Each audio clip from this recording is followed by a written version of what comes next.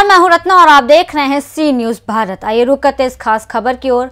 खबर नांदेड़ से है, जहां कधार तहसील के कलका गांव के खड़ोबा यात्री की ओर से कुश्ती दंगल का आयोजन किया जाता है।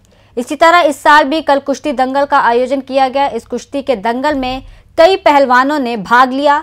इस दंगल में गाँव के मुखिया सुंदा हरिभाऊ गादेकर और उप सरपंच सुमन बाई उत्तम गायकवाड़ और ग्राम विकास अधिकारी नार नालीकर और यात्रा कमेटी के साथ गांव के लोग मौजूद रहे। इस कुश्ती दंगल को देखने के लिए कलका परिसर से लोग बड़ी संख्या में मौजूद रहे। यात्रेनिमित्त आज कुस्त्याचे दंगल संपन्न झालेले आहे आणि आज सगळं तुमच्या पंचाच्या उपस्थितीमध्ये आज हे दंगल संपन्न झालेले आहे। त्याच्याबद्दल आपली काय पहिली प्रतिक्रिया आहे? नमस्कार, मी कळका सरपंच सुनंदा हरिभाऊ गाडेकर। यात्रेनिमित्त मी असं सांगू शकेन की आमच्या गावची यात्रा ही 50 वर्षाच्या अगोदरपासून भरते आणि या यात्रेमध्ये आम्ही यंदा वारू आणि कुस्त्याची दंगल झाली, त्याच्यामध्ये भरपूर मल्लांनी सहभाग घेतला आणि हा जो कार्यक्रम आहे तो खूप चांगला यशस्वीपणे पार पाडला। गावच्या लोकांनी आम्हाला खूप सहकार्य केलं आणि ही जी यात्रा आहे ती चांगली आणि खेळीमेळीच्या वातावरणात संपन्न झाली। त्यामुळे गावच्या पूर्ण जनतेला आम्ही धन्यवाद देतो। आज ह्या तुमच्या यात्रामध्ये मल्ल कुस्ती खेळण्यासाठी पहिलवान कोणकोणत्या ठिकाणाहून दाखल झाले होते? आमच्याकडे औरंगाबाद, लातूर, नगर, परत भरपूर गावाहून मोठमोठ्या गावावरून आणि आता खंडोबाची यात्रा आहेच जवळ, त्याच्यामुळे भरपूर गावचे लोक खंडोबाच्या यात्रेसाठी आलेले मल्ल आलेले आहेत आणि ते कळक्याच्या यात्रेत पण आले होते।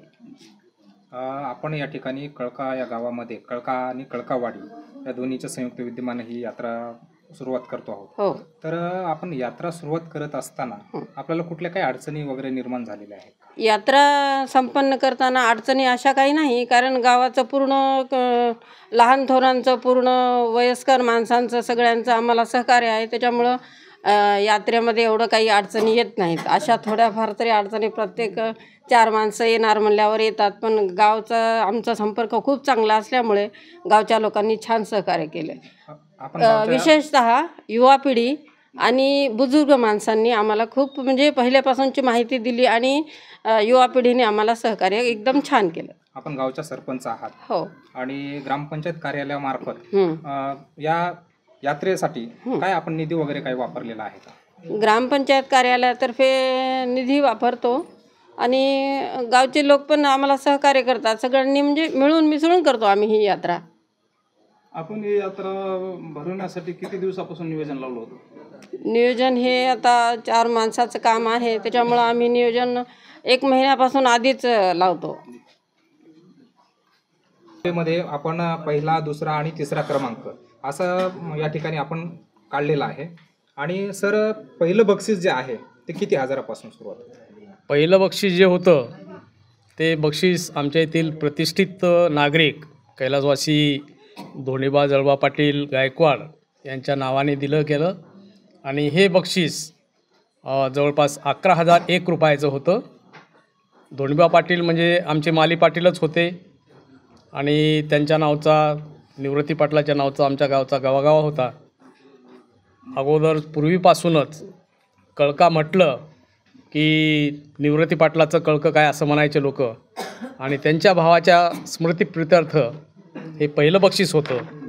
आज आमच्या कळका गावांनी बऱ्याच क्षेत्रामध्ये प्रगती केलेली आहे।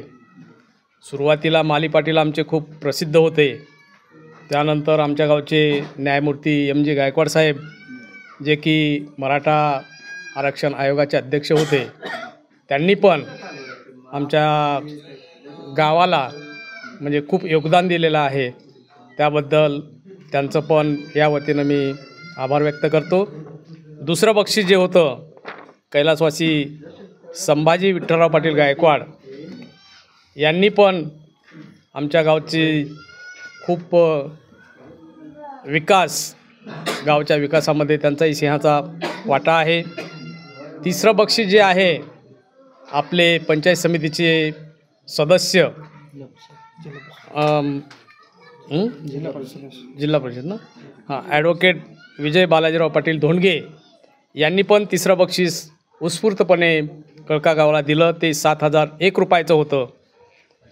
आमचे चुलते कैलासवासी पोतलिंग मानिका गादेकर यांच्या नावानं पण त्यांचे चिरंजीव प्राचार्य माधवराव गादेकर साहेब हे दरवर्षी त्यांच्या नावानं बक्षीस जाहीर करून त्यांचा